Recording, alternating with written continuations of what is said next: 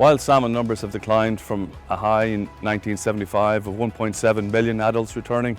Now in 2022 that has declined to just 172,000 approximately.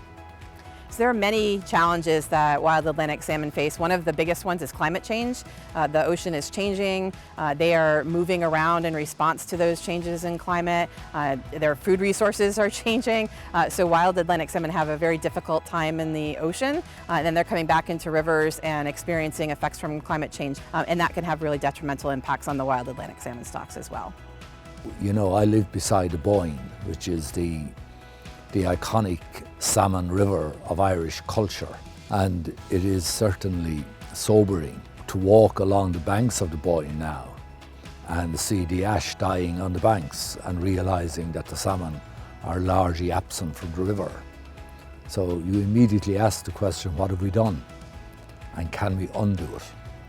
IFI is investing in salmon supports through its protection organisation, through investment in various pieces of technology to support that work, also in the technology needed to understand what's happening with our species and the habitats they occupy.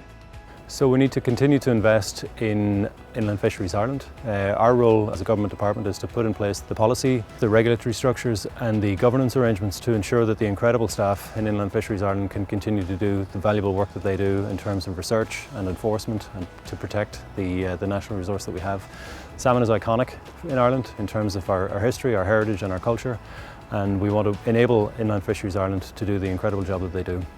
Tá na brodan fian fear talk tak into the area agus tá súlan go medrana for the blenta.